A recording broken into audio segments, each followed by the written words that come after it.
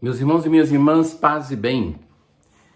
Nós hoje ouviremos da primeira leitura um texto central pelo seu conteúdo do livro da sabedoria.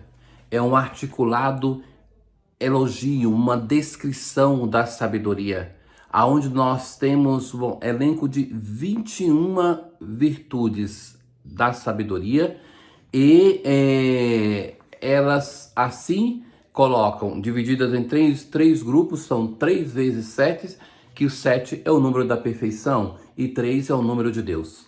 Então este é um texto atribuído propriamente a Salomão e assim ele diz: a sabedoria há um espírito inteligente, santo, único, múltiplo, sutil, móvel, perspicaz, imaculado, lúcido e vulnerável, amante do bem, penetrante, desimpedido, benfazejo, amigo dos homens, constante, seguro, sem inquietação, que tudo pode, que tudo supervisiona, que penetra todos os espíritos, os inteligentes, os puros, os mais sutis.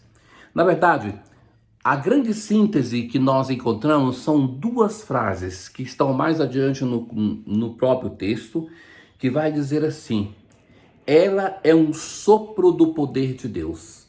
Essa palavra sopro que aqui é usada é a palavra ruá. Ruá é a palavra hebraica que fala para dizer sopro, mas também para dizer espírito. É a palavra que no Gênesis se fala assim, que o Espírito de Deus pairava sobre as águas, mas também é o sopro que Deus faz no barro sem vida para dar espírito ao ser humano. Então, a partir desse texto, sobretudo, sempre mais vai, para nós cristãos, sobretudo, vamos perceber esta ligação da sabedoria com o Espírito de Deus. Justamente entre os dons do Espírito Santo, nós temos o primeiro dom, que é a sabedoria. A sabedoria vai sendo personificada. O que quer dizer isso? Ela vai deixar de ser sempre mais uma virtude e vai, nos livros sapienciais, se tornar uma pessoa que fala com a humanidade, uma pessoa que determina a história da humanidade. Então, essa identidade da sabedoria com o sopro de Deus. E mais na frente vai dizer a segunda coisa determinante: ela é um reflexo da luz eterna. E vai dizer assim, mais potente do que a luz, porque a luz, ela termina na noite, mas a sabedoria, ela vence até as pessoas mais fechadas a ela. Então, é essa sabedoria que é a ação do Espírito de Deus, que é a ação do próprio Deus e que é mais vigorosa que a luz, é essa sabedoria que é apresentada hoje. Pois Deus ama tão somente aquele que vive com a sabedoria. Nós que somos cristãos sabemos que o amor de Deus se alarga sem fronteira. Mas a concepção do texto revelado do livro da sabedoria não se equivoca, porque, na verdade, Deus é aquele que ama sempre. Mas para perceber o amor de Deus na nossa vida, nós precisamos do dom do Espírito de Deus, do dom da sabedoria. Porque senão nós não sabemos discernir a história, nós não sabemos por onde nos direcionar, nós pensaremos de um Deus que nos abandona, que não nos ama, que não nos queira. Então, se de um lado nós podemos dizer, sim, de fato, nosso Deus é um Deus que ama a todos e Jesus vai revelar isso no Novo Testamento, mas nós precisamos da ajuda do próprio Deus, através da sua sabedoria, para que nós possamos reler sempre a nossa história com discernimento, com a ação do Espírito de Deus, para que nós possamos perceber o amor de Deus. Muito se fala no pontificado de Papa Francisco sobre isso, o discernimento. O discernimento é próprio de uma pessoa amadurecida na fé. Quando nós temos pessoas que não crescem E entre os participantes de vida de igreja, muitas vezes você tem isso. Pessoas que você tem que dizer para ele o beabá do caminho da fé. Você tem que fazer isso. Uma pessoa que não tem autonomia no discernir a própria vida. Então, mas isto é um cristão muito cru, muito infantil ainda, que precisa do pároco, do sacerdote para dizer tudo. Porque, na verdade, nós temos o clero uma formação maior em questão de teologia, mas em questão de vida de fé, muitos de vocês têm muito mais do que eu, porque são muito mais velhos, porque foram batizados muito antes de mim. Então, esse dom do Espírito Santo que dá discernimento, ele, por exemplo, para ver concretamente na história, Francisco de Assis, um homem que se apresentava ignorante e iletrado, é aquele homem a quem vinham papas, reis, pedir conselho.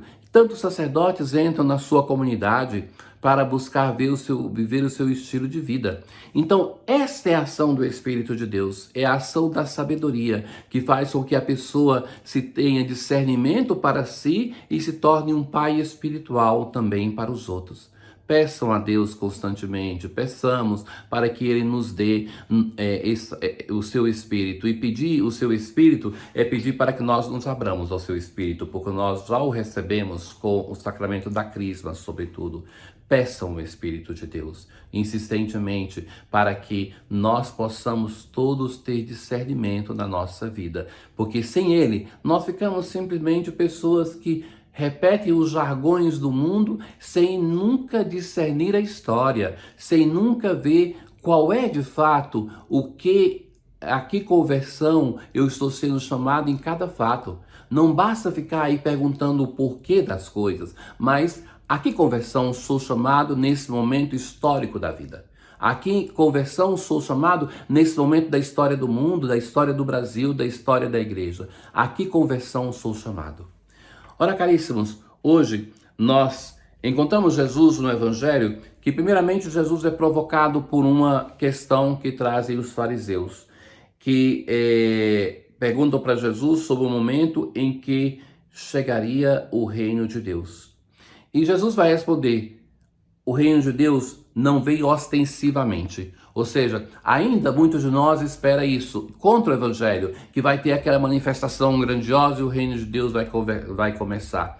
Então, Jesus vai dizer, não vem ostensivamente. Nem se poderá dizer está aqui ou está ali, porque o reino de Deus está entre vós. Então, Jesus vai responder, olha, aquilo que vocês estão esperando já aconteceu. O Messias chegou. Quase que dizendo assim, sou eu, estou aqui, acordem, percebam, o Messias já chegou. Essa pergunta sobre o reino de Deus é uma pergunta sobre a chegada do Messias para os fariseus. Jesus está dizendo, o reino está entre vós. Então, depois de ter dito isso aos fariseus, agora Jesus começa a falar sobre o mesmo tema, como em paralelo com os discípulos. E vai dizer assim, dias virão em que desejareis ver um só dia do Filho do Homem. E não podereis ver. As pessoas vos dirão, ele está ali, ou ele está aqui. Não deveis ir, nem correr atrás, pois como o relâmpago brilha de um lado até o outro do céu, assim também será o Filho do Homem. Então Jesus desloca o eixo da pergunta dos fariseus sobre o reino de Deus para falar da sua pessoa diretamente, que é a realização do reino de Deus. Ele é o Filho do Homem, assim se apresenta. Dias virão que vocês desejarão ver o Filho do Homem e não vereis. Quando? Quando ele parte para o Pai na ascensão. Nós que desejamos.